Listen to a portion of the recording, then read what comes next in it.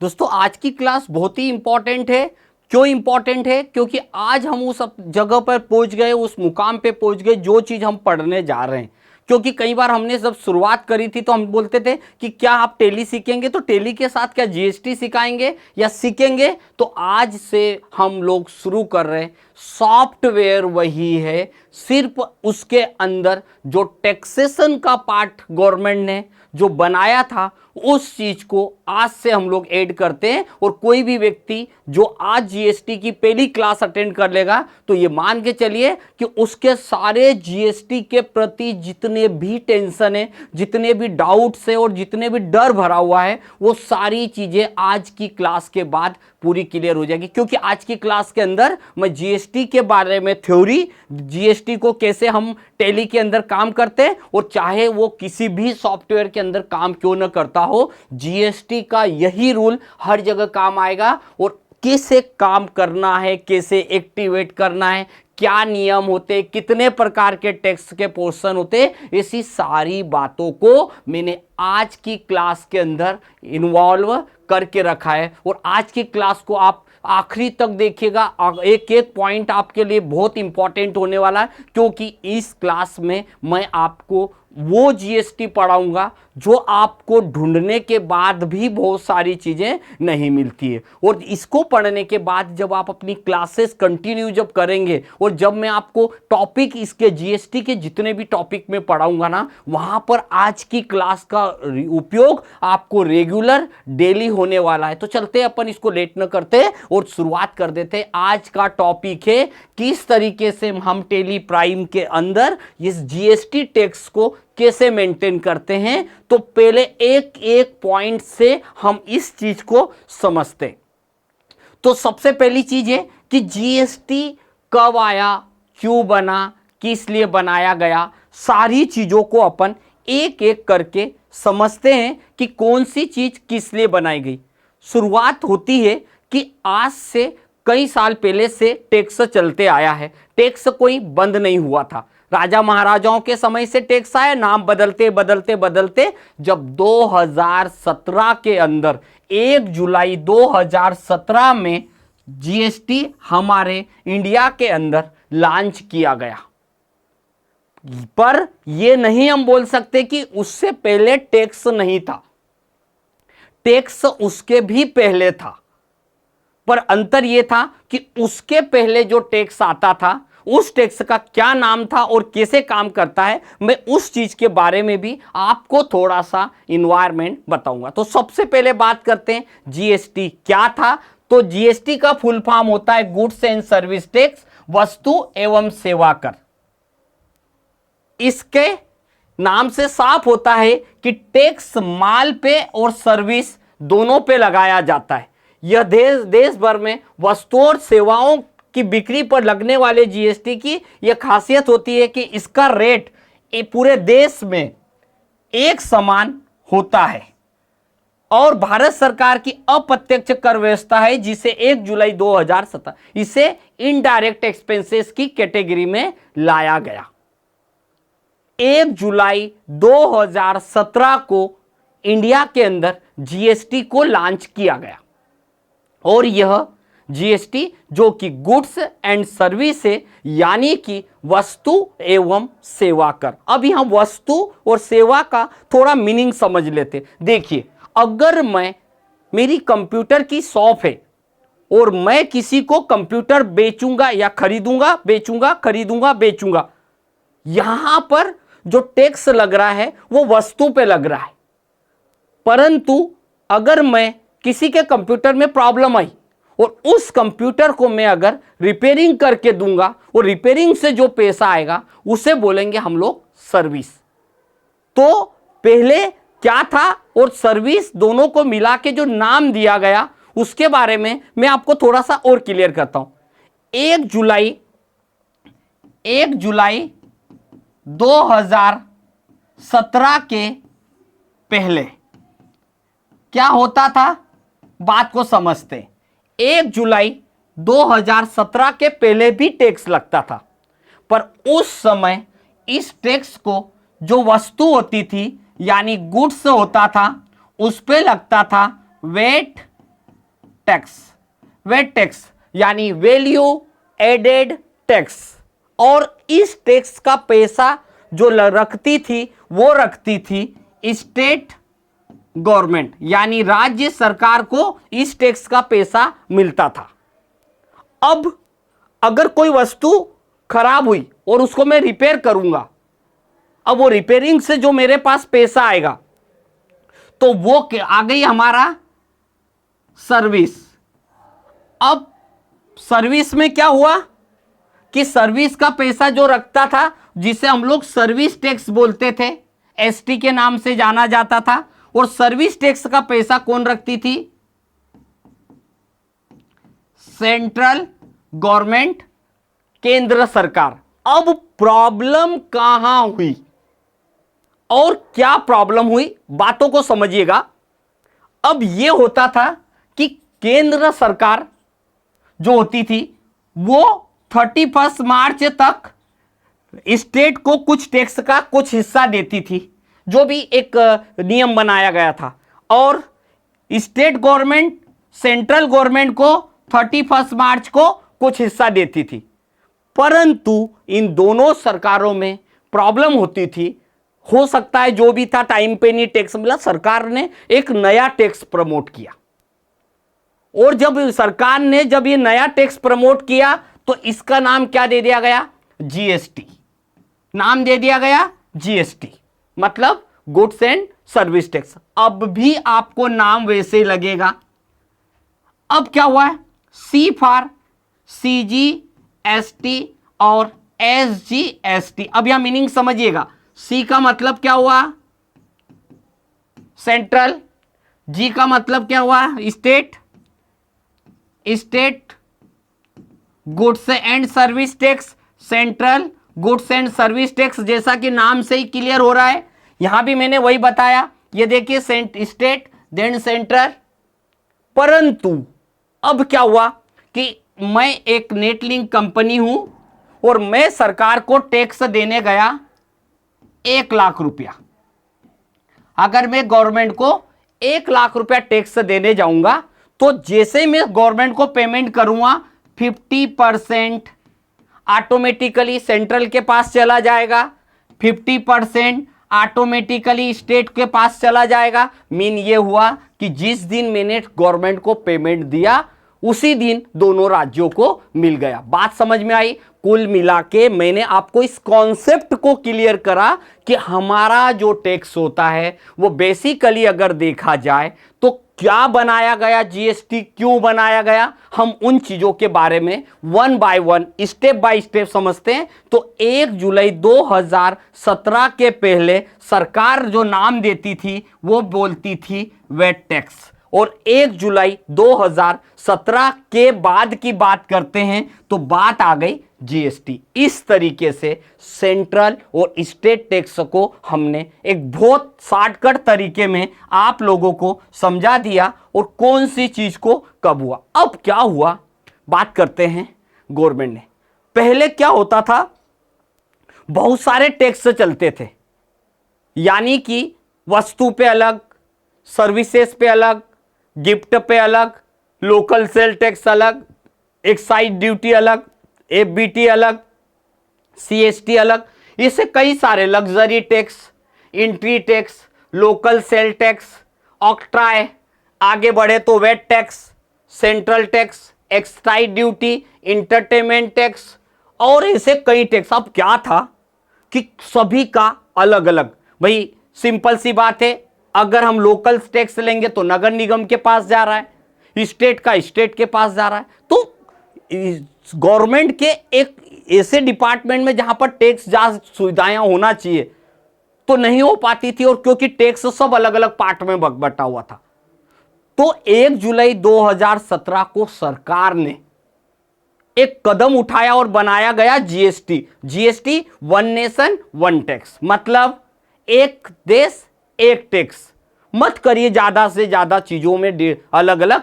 तो क्या बनाया, वन नेशन वन टैक्स में गए तो हमें बनाया गया, हमारे टैक्स को बांटा गया 4 अलग अलग बातों में। अगर देखा जाए तो होने को और भी एक टैक्स है उसे हम टीडीएस में बोलते हैं, पर वो जीएसटी का पार्ट नहीं है, तो उसके बारे में हम अलग देखेंगे। अगर कोई पूछे कि जीएसटी के कितने पार्ट होते हैं, तो जीएसटी को बांटा गया 4 अलग अलग पार्ट में। एक होता है सीजीएसटी। सीजी का फुल फॉर्म होता है central goods and service tax. मैंने आपके लिए वहां इसलिए नहीं लिखा कि आपको मैं पहले समझाते जाऊंगा। Central goods and service tax. SGST state goods and service tax. IGST integrated goods and service tax, like inter state.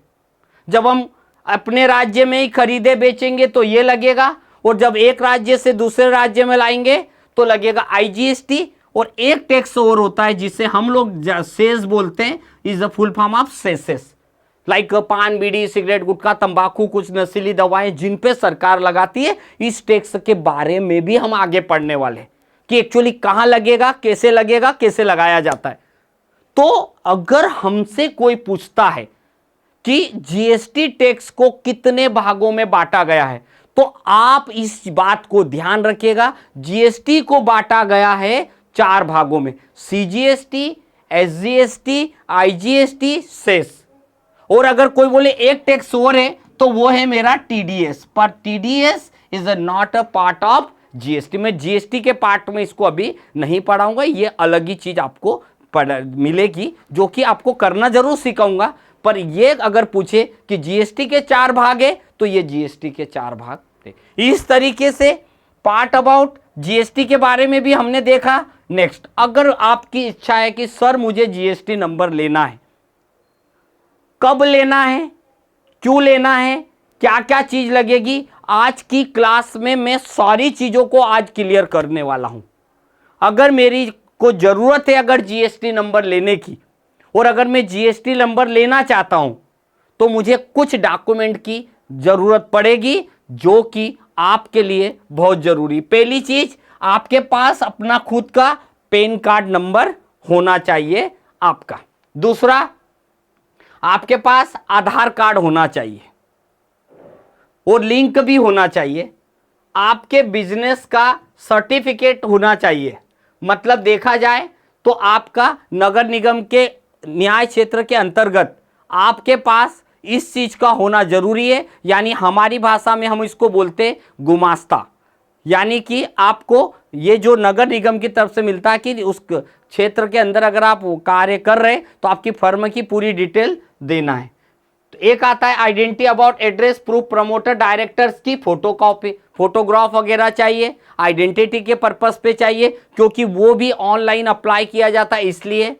अब आपके एड्रेस का, बिजनेस का प्रूफ चाहिए, तो प्रूफ के तौर पे कुछ लोग लाइट बिल दे देते हैं, कुछ लोग और भी बहुत सारे होते हैं आइडेंटिफाई करने के लिए, तो वो भी दे देते हैं। आपका बैंक जो होता है उस बैंक का स्टेटमेंट भी आपको देना पड़ेगा, करंट अकाउंट हो या सेविंग अकाउंट जो भी हो, आपको उसकी डिटेल देना पड़ेगी। साथ ही साथ आपको एक कैंसल चेक देना पड़ेगा जिस पे क्रॉस लगा के देना है। एक आ जाएगा आपको डिजिटल सिग्नेचर का काम, तो ये तो जब ऑनलाइन करेंगे उस समय जरूरत पड़ेगी। और किसी भी अगर मान लीजिए अब बोर्ड रिजोल्यूशन द्वारा ऑथोराइज सिग्नेचरी, मतलब कुछ एडिशनल डॉक्यूमेंटेशन अगर लगे तो आप ये भी लगा सकते हो। तो कुल मिला के अगर आपके दिमाग में आ रहा है कि सर मुझे जीएसटी अप्लाई करना है, तो बहुत सारी जगह होती है जो गवर्नमेंट ने अलग अलग ऑनलाइन के प्लेटफॉर्म दिए, या सीए भी आपके ऑनलाइन जीएसटी के लिए अप्लाई कर सकता है, टैक्स डिपार्टमेंट में जाके आप अप्लाई कर सकते हो। बट जीएसटी के लिए आपको डॉक्यूमेंटेशन की कौन कौन सी डॉक्यूमेंटेशन आपके पास होना चाहिए, तो उसके लिए आपको इन चीज़ों का होना जरूरी है। और अगर आपको ज़रूरत हो तो ही आप जीएसटी नंबर लीजिएगा, क्योंकि जीएसटी नंबर को लेना बहुत ईजी है, पर जीएसटी को मैनेज करना पड़ेगा आपको प्रॉपर। टाइम बाय टाइम आपको रिपोर्ट देना पड़ेगी, टाइम बाय टाइम आपको अकाउंट मेंटेन करना पड़ेगा आने का, और जो सारे सोर्सेस भी आपको क्लियर करना पड़ेगा। और इन सबसे बड़ी बात होती है आपका टर्नओवर कितना है, क्या आपको जरूरत है, ऐसी सारी चीजों को हम आगे 1 बाय 1 जैसे जैसी जरूरत पड़ेगी हम इसे डिस्कस करते जाएंगे। आगे बढ़ते हैं हम लोग। नेक्स्ट आगे चल के देखते हैं कि कोई भी जीएसटी नंबर जो दिखाई देता है उसकी आइडेंटिफिकेशन कैसी होती है। यानी किसी भी कंपनी का अगर मैं जीएसटी नंबर यूज करूं तो ये सीरीज कैसे है उसके बारे में जानते हैं। मान लीजिए ये जो शुरुआत का जो डिजिट होता है ये होता है आप कौन सी स्टेट से बिलोंग करते हो। अगर मैं एमपी से हूं तो मेरा जीएसटी नंबर आएगा यहां पर 2 की जगह 23 से स्टार्ट होगा। अगली बात करते हैं, फिर आपका आता है पैन कार्ड नंबर। यह होता है आपका परमानेंट अकाउंट नंबर लाइक अ पैन नंबर। तो जो कंपनी का प्रोप्राइटर होता है वो कंपनी के लिए अपना जीएसटी नंबर जो होता है वो उसके जीएसटी नंबर के अंदर इंक्लूड रहेगा जब वो अप्लाई करेगा। तो ये जो है वो 23 जब आप अप्लाई करेंगे, जब आपको गवर्नमेंट से जो जीएसटी नंबर मिलेगा वो इस तरीके का दिखाई देगा। पर इसके अंदर कौन सी चीज क्या है वो चीज मैं आपको बता रहा हूं। दूसरी बात है ये जो 10 डिजिट है, ये जो 10 डिजिट है पैन कार्ड के, ये 10 डिजिट होते हैं जो कि आपके परमानेंट अकाउंट नंबर के दिए गए पैन कार्ड के। तो अगर आपका 23 आप स्टेट से मध्य प्रदेश का 23 है तो इसके बाद आता है हमारा पैन कार्ड नंबर। मान लीजिए AHSPV3726D। इसका मतलब ये हुआ कि ये 23 स्टेट है, ये पैन कार्ड नंबर है, ये हो गए आपके 10 डिजिट, ये हो गए आपके 2 डिजिट। इसके बाद आता है हमारा ये वाली जो चीज है कि आपके पास अगर यहां पर लिखा है 1 तो इस 1 का मतलब होता है कि आपके इस पैन कार्ड के ऊपर गवर्नमेंट के द्वारा कितने जीएसटी नंबर दिए गए, यानी आपने कितने नंबर अप्लाई किए। तो ये जो आएगा इस पैन कार्ड होल्डर का, अभी मेरे पास मान लीजिए एक ही जीएसटी नंबर है तो एक आएगा। अगर मेरी 2-3 दुकान अलग अलग है तो कभी यहां 2 भी हो सकता है, कभी यहां 3 भी हो सकता है, 4। अगर आपकी 5 दुकान अलग अलग ये नंबर बदलते जाएगा। अभी मैं यहां पर बात कर रहा हूं सिर्फ मेरा अभी एक ही जीएसटी नंबर है तो मैंने यहां पर 1 मेंशन कर दिया। ये बाय डिफॉल्ट अल्फाबेट है जो गवर्नमेंट की सीरीज से बिलोंग करता है। और आखिरी का ये चेकसम डिजिट होता है, ये भी आपको गवर्नमेंट, मतलब कुल मिला के अगर देखा जाए तो ये 2 चीजें केवल गवर्नमेंट के तरफ से दी गई है। बाकी हमारे पास से ली गई ये 2 चीजें हैं वो स्टेट से ली गई। ये इतना बड़ा लिया गया ये पैन कार्ड से लिया गया। तो याद रखिएगा ये जो इतना बड़ा जो जीएसटी नंबर आपको दिखाई दे रहा है तो वो इस तरीके का होता है। ये कौन सी स्टेट से बिलोंग करते हो, ये आपका पैन कार्ड नंबर है। यहां पर जाएंगे तो आपका जो जीएसटी नंबर, एक इस पैन कार्ड के ऊपर कितने जीएसटी लिए गए वो ये डिफॉल्ट आ जाता है। और ये चेकसम डिजिट जो गवर्नमेंट के द्वारा एक सीरियल नंबर दिया गया, ये हमें नहीं पता होता, गवर्नमेंट खुद देती है। तो इस तरीके से हमें जीएसटी नंबर को भी आइडेंटिफाई करने का तरीका समझ में आ गया। कभी भी कोई कंपनी अगर आपको जीएसटी नंबर दे रही तो आप कैसे पहचानोगे, तो कैसे, कभी कभी ये जो यूजीएसटी होता है, ये एक क्वेश्चन किया गया कि यूजीएसटी क्या होता है। यूटीजीएसटी ये यूनियन टेरिटरी जीएसटी नंबर। कुल मिला के जो एसजीएसटी होता है, एसजीएसटी मतलब state goods and service tax, वैसे ही यूजीएसटी भी होता है यूनियन टेरिटरी। यानी आप एक ऐसे राज्य में जॉब कर रहे हो या ऐसे राज्य में अकाउंटिंग कर रहे हो जो केंद्र शासित प्रदेश में आता है, जैसा अरुणाचल प्रदेश हो गया, नागालैंड हो गया, दिल्ली हो गया, जम्मू कश्मीर हो गया। ये जो आते हैं केंद्र शासित प्रदेश के अंदर आते हैं तो वहां पर जो एसजीएसटी होता है उसको बोला जाता है यूजीएसटी नाम से जाना जाता है। तो आप कंफ्यूज मत होइएगा, जब आप अकाउंटिंग करें तो उसको एसजीएसटी मान के करिएगा। आगे बढ़ते हैं। अभी हमारा जो जीएसटी आया तो जीएसटी के अलग अलग परसेंटेज डिफाइन किए गए। भाई आपका जीएसटी तो आपने लिया तो जीएसटी के रेट क्या है, इनको बोला जाता है rate of GST, rate of GST tax. अगर आपसे कभी कभी पूछ ले कि बताइए कि इंडिया के अंदर जो जीएसटी टैक्स का जो रेट है वो वर्तमान में कितना चल रहा है, वो सारी की सारी चीजें आपको दिखेगी। एक होता है, इसमें याद रखिएगा, एक में यहां नहीं है, एक होता है 0%, एक होता है 3%, एक होता है 5%, एक होता है 12%, एक होता है 18% और एक होता है 28%। मतलब अगर कोई बोले कि 16% जीएसटी, नहीं होगा। कोई बोले 8% जीएसटी, नहीं होगा। गवर्नमेंट ने बनाई गई है तो जीरो को हम लोग नील भी बोल सकते हैं, 0%। तो 0, 3, 5, 12, 18 एंड 28 ये सर्विस टैक्स के रेट के नाम से जाने जाते हैं। तो अगर आपको जब भी जरूरत पड़ेगी तो आप इन्हीं के रेट को हम उपयोग करेंगे। यहां एक बात इंपॉर्टेंट है, अगर किसी ने बोला सर मेरे बिजनेस के ऊपर 18% जीएसटी लगता है, इसका मतलब समझिएगा, इसका मतलब हुआ कि आपका सीजीएसटी 9% और एसजीएसटी 9%। कई बार स्टूडेंट कंफ्यूज हो जाता है, सर 18% जीएसटी है तो वो समझता है 18% सीजीएसटी, 18% एसजीएसटी, तो 36% निकाल देता। तो भाई ऐसा नहीं है। याद रखिएगा, जो भी जीएसटी आपको लग के आ रहा है वो ऑलरेडी 2 पार्ट में डिवाइड है, like 1 CGST and second part is SGST. ये होता है। बात करते हैं आगे, फिर बढ़ते हैं हम लोग, एक एक चीज को समझते चल रहे हैं हम लोग। आगे चले, ये कुछ एग्जाम्पल के तौर पे मैंने 2-3 चीजें ले ली है कि कैसे कैसे करने वाले हैं। तो यहां पर हम जाते हैं, ये देखिए हमारे पास ये कुछ जीएसटी 0% में कौन कौन से आइटम आते हैं। ये आ गया मिल्क, लस्सी, प्रसाद, सॉल्ट आ गया, कुछ कोकोनट ऑयल आ गया, कुछ फ्रेश वेजिटेबल आ गया, पनीर आ गया। 12% जीएसटी में क्या क्या आ गया, मोबाइल, चटनी आ गया, ऑटोमोबाइल, अम्ब्रेला। पर एक मेरी बात को ध्यान रखिएगा, ये मैंने केवल आपको पढ़ाने के लिए बताया है, दिखाया है। रेट कभी भी चेंज हो सकते हैं। एक पिक्चर के थ्रू बताया है कि ऐसे रेट होते हैं।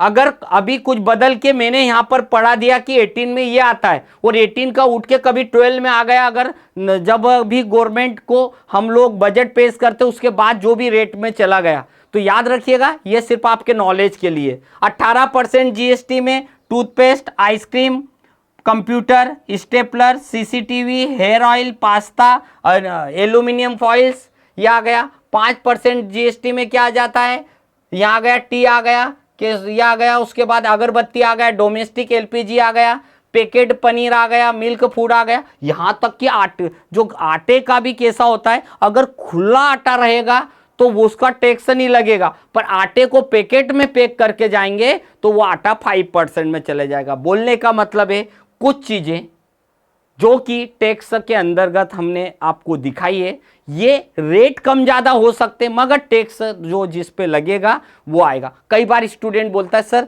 मुझे ये नहीं पता है कि इस प्रोडक्ट पे कितना लगेगा, तो आपको कोई टेंशन लेने की जरूरत नहीं। पहली बात, जब मैं कंपनी में काम करूंगा और मेरे पास किसी के माल का बिल आएगा तो उस बिल पे मेंशन रहेगा किस आइटम पे कितना जीएसटी लग रहा। तो क्या आपको याद रखना पड़ा? नहीं याद रखना पड़ा। दूसरी बात, वाई दी वे, जिन कंपनियों का 1.5 करोड़ से ऊपर का टर्नओवर होता है उसे एचएसएन कोड के साथ जीएसटी रेट भी मेंशन करके देना पड़ता है। तीसरी बात जानिएगा, नहीं है मान लीजिए और कोई ने बोला कि बताइए चाय पत्ती पे कितना लगेगा, बताइए शक्कर पे कितना लगेगा, मिल्क पे कितना लगेगा। ज्यादा टेंशन नहीं लेना है। आज के तारीख में हर व्यक्ति के पास मोबाइल फोन होता है, गूगल होता है। आपको बस एक गूगल पे जाके लिखना है कि मिल्क पे rate, GST rate on milk, या मिल्क पे कितना जीएसटी लगता है, जैसी भाषा में बोलना है वो गूगल एक्सेप्ट करेगा और आपको बता देगा। तो आपको यहां पर याद रखने की जरूरत नहीं है, ये बातें ध्यान रखिएगा। नेक्स्ट चलते हैं। अब बात आती है जीएसटी रिपोर्ट्स की। ये भी बहुत इंपॉर्टेंट चीज है भाई। पहले क्या होता था, पहले ये होता था कि आपको सीए को केवल देना पड़ता था बैलेंस शीट, सीईओ को देना पड़ता था P&L अकाउंट, सीईओ को देना पड़ता था आउटस्टैंडिंग, सीईओ, ये सब रिपोर्ट। पहले कितनी रिपोर्ट लगती थी देख लीजिए, पहले कम रिपोर्ट लगती थी। सीए को देना पड़ता था आपको balance sheet, profit and loss account, देना पड़ता था ट्रायल बैलेंस, देना पड़ता था आउटस्टैंडिंग, आपको केस बुक देना पड़ता था, बैंक का स्टेटमेंट देना पड़ता। बस इतनी चीजें जो होती थी इतने में काम हो जाता था। परंतु जब से जीएसटी आया तो गवर्नमेंट ने नियमों में बदलाव करा। ये तो देना ही देना है, पर इसके साथ आपको कुछ रिपोर्ट्स होती है जो आपको देना पड़ता है, और उन रिपोर्ट्स का नाम है, एक देना पड़ता है GSTR 1। इसका मतलब होता है आपने कितना बेचा, आपका बिजनेस का कितना टर्नओवर है। सेल्स रिपोर्ट को बोला जाता है, जो सेल्स रिपोर्ट है उसी रिपोर्ट को बोला जाता है GSTR 1। उसी प्रकार से अगर आप जाएंगे तो आपको यहीं पर मिलने वाली है GSTR 3B। ये बिजनेस की फाइनल रिपोर्ट है, जो मेन है वही बताऊंगा। ये आ जाती है हमारे पास GSTR 4। अगर आप कंपोजिशन डीलर है, अगर आप कंपोजिशन डीलर रहेंगे, जब मैं आपको अकाउंटिंग सिखाऊंगा तब जरूरत होगी। और बाकी अलग अलग टाइम पे GSTR 5, 6, 7, 8 इनके रूल हम आगे देखेंगे, मगर मेन याद रखिएगा GSTR 1, GSTR 3B और GSTR 4, जो कि हमारे पास मोर इंपॉर्टेंट है, जो हमें बहुत जरूरत पड़ती है जब हमें लेना पड़ता है। अब बात हम उस जगह पे पहुंच गए हैं जहां से हमको अलग अलग चीजों को समझना है। क्या होता था पहले की बात यह थी कि जिन लोगों से हम माल खरीदते थे, जिन लोगों से हम माल खरीदते थे उन्हें सन्ड्री क्रेडिटर्स बोला जाता था, और जिन लोगों को हम माल बेचते थे उन्हें सन्ड्री डेटर्स कहा जाता था। यानी कि जिससे खरीद रहे वो क्रेडिटर्स और जिसको बेच रहे वो हुआ हमारा डेटर्स।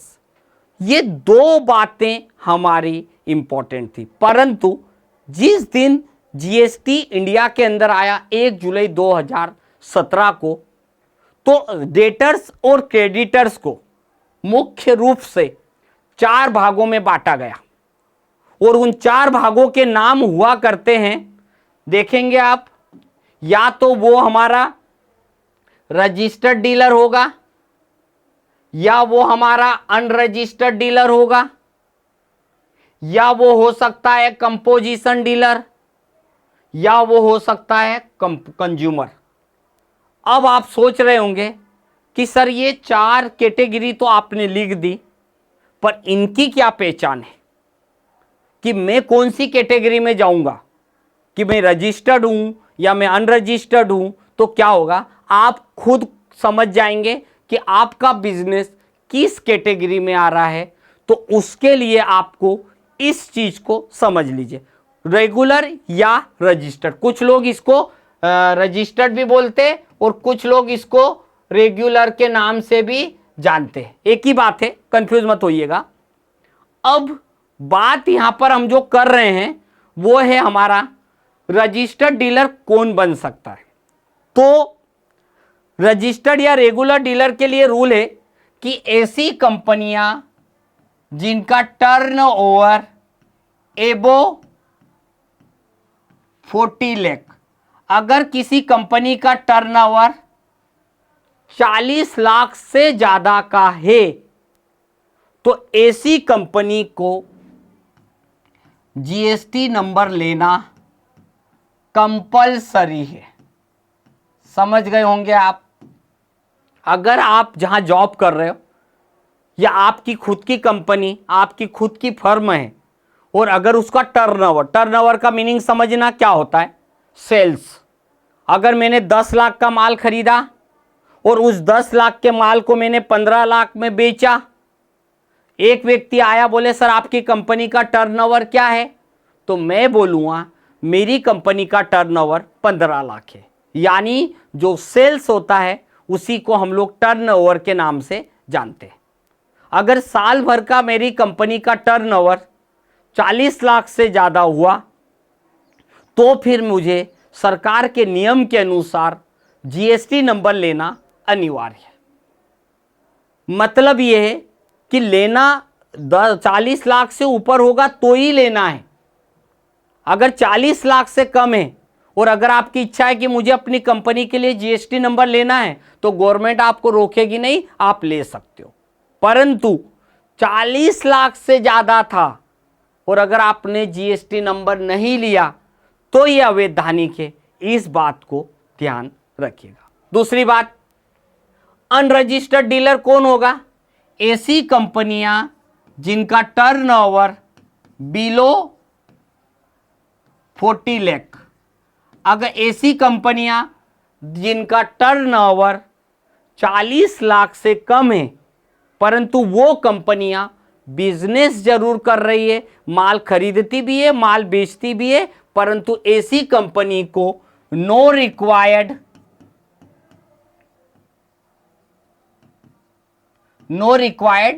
जीएसटी नंबर, कोई जीएसटी नंबर लेने की जरूरत नहीं है। तीसरी कंडीशन पे हम चलते हैं, कंपोजिशन डीलर।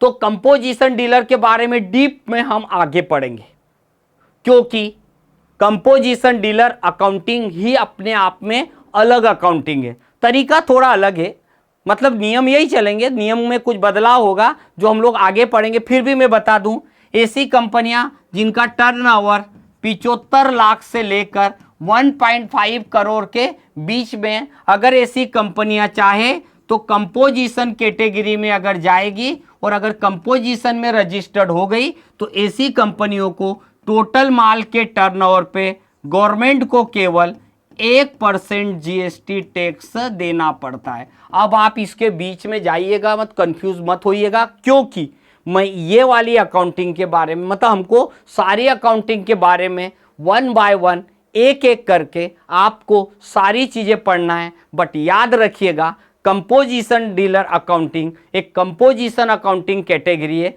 जो गवर्नमेंट के द्वारा बनाई गई, पर इसके नियम, इसके क्या क्या रिपोर्ट होती है वो हम लोग आगे देखेंगे। और लास्ट होता है कंज्यूमर। कंज्यूमर का मतलब हुआ हर वह आम आदमी जो मार्केट में कोई प्रोडक्ट को खरीदता है अपने खुद के उपयोग के लिए और यूज करता है। ऐसा दुकानदार, ऐसा बिजनेसमैन, ऐसी कंपनियां अपने आप में एक कंज्यूमर है। जैसे कि मैं किसी दुकान से गया, मोबाइल लेके आ गया, मेरे पास कोई जीएसटी नंबर नहीं है तो आई एम अ कंज्यूमर। तो कंज्यूमर को नो रिक्वायर्ड जीएसटी नंबर, कोई जीएसटी नंबर लेने की जरूरत नहीं है। तो कुल मिला के दो ही प्रकार के लोगों को जीएसटी नंबर लेना पड़ता है, एक रजिस्टर्ड या रेगुलर को और दूसरा कंपोजिशन को। ये बात आपको इसलिए मैं बार बार बोल रहा हूं, इसलिए आपके लोगों के लिए इंपॉर्टेंट है, क्योंकि जब आप रियल लाइफ में अकाउंटिंग करने जाएंगे इन नियमों को समझते जाना पड़ेगा, करते जाना पड़ेगा। मैंने आपकी अकाउंटिंग देखा, आपने, मैंने डायरेक्ट स्टार्ट नहीं करी, नहीं तो कुछ लोग स्टार्ट कर देते, ये हो गया जीएसटी, ऐसे लगाते हैं जीएसटी, ऐसा यूज करते हैं। मैं आपको बेस से ले जा रहा हूं और बेस से ले जाने का मतलब यह है कि जब आप इंटरव्यू फेस करेंगे, जब आप ऐसे क्वेश्चन को फेस करेंगे, तब आपको ये आज की क्लास जरूर याद आएगी कि ऐसी भाषाएं, ऐसे वर्ड हमें यूज किए गए थे, बट उस समय हमने ध्यान नहीं दिया। आज भी आपके पास समय है, अच्छे से सीख लीजिए। जॉब आपकी लगेगी, कोई भी टेंशन नहीं है। आप जिस सिटी से बिलोंग करते हो वहां आपको GST operator, GST accountant, computer accountant, senior accountant सबकी पोस्ट पे लग सकती है। आप अपने आप पे विश्वास रखिए, जहां वैकेंसी है जाइए, कीजिए। आप फ्रेशर हो, शुरुआत छोटी होगी, शुरुआत कम पैसे से होगी, शुरुआत 8 से 10,000 से होगी, मगर कब आप लाख रुपए पे पहुंच जाओगे आपको समय याद नहीं रहेगा। मगर आज की क्लासेस जो हम पढ़ रहे हैं, ऐसी कंटिन्यू क्लासेस को आप 30 डेज की क्लासेस में से 13 डेज आज तक हो गए, अभी भी हमारे पास 17 डेज की क्लासेस बाकी है। और इन 17 डेज की क्लासेस के अंदर हम मैक्सिमम ज़्यादा से ज़्यादा हर एक चीज़ को स्टेप बाय स्टेप पढ़ें, ताकि आप बाद में कहीं जॉब करें तो आपको ये ज़रूर याद रहे कि हमने जब पढ़ा था, सब कुछ पढ़ा था, यूज़ कैसे करना है वो आप लोगों को यहाँ पर मिलेगी। आगे बढ़ते हैं इसी क्लास में, अगले सेक्शन में चलते हैं। अब बात आती है कि रजिस्टर्ड डीलर या रेगुलर डीलर पर गवर्नमेंट ने क्या करा है, इसको दो पार्ट में बांटा। देखिए, कब आपको जीएसटी नंबर लेना है, तो मैंने बोला जब 40 लाख से ऊपर का टर्नओवर हो। परंतु यहां एक स्पेशली एक बात याद रखिएगा, कोई भी रजिस्टर्ड डीलर हो सकता है, पर अगर आपका बिजनेस गुड्स कैटेगरी का है, यानी आप प्रोडक्ट खरीदने और बेचने का काम कर रहे हैं, तो आपको जीएसटी नंबर तब लेना है जब आपका टर्नओवर 40 लाख से ज्यादा का हो। मतलब हमारा बिजनेस है, मान लीजिए मैं नेटलिंक हूं, मैंने 10 लाख का माल परचेस किया और इसी माल को मैंने 15 लाख रुपए में सेल किया या 45 लाख रुपए में सेल किया, मैंने यहां पर 45 लाख में बेचा। अब मेरा टर्नओवर, ये जो सेल्स होता है ना, हम इसी को टर्नओवर की कैटेगरी में शामिल करते हैं। तो अब मुझे जीएसटी नंबर लेना कंपलसरी है। मतलब गुड्स के लिए 40 लाख का नियम है, परंतु मेरी एक एड एजेंसी है, या मेरी कोई होटल है, या मेरी कोई कोचिंग है, मेरा कोई कॉलेज है, या कोई मेरा ट्रांसपोर्ट है, या मेरी कोई कोरियर सर्विस है, तो ऐसी कंडीशन पे हम जाएंगे गवर्नमेंट के सर्विस सेक्टर में। और सरकार ने सर्विस सेक्टर के लिए बनाया है कि अगर आपके सर्विस सेक्टर का टर्नओवर 20 लाख से ज़्यादा है, एबो है, तो आपको जीएसटी नंबर लेना कंपल्सरी। देखिए, आपने जो लिखा वही मैं बता रहा हूं, गुड्स के लिए 40 लाख और सर्विस के लिए 20 लाख। यानी अगर मैं कोचिंग चला रहा हूं और मेरा टर्नओवर अगर 21 लाख का हुआ, तो फिर मुझे जीएसटी नंबर लेना पड़ेगा। तो हम यही कैटेगरी को गुड्स और सर्विस में डिवाइड करते हैं। आप जैसे जैसे अकाउंटिंग जाएंगे, अपन सर्विस को भी पढ़ रहे हैं, गुड्स को भी पढ़ रहे हैं। तो याद रखिएगा इन छोटी छोटी सी चीजें जिसको आपको समझते चलना है और साथ में पढ़ते भी चलना है। बढ़ते हम लोग आगे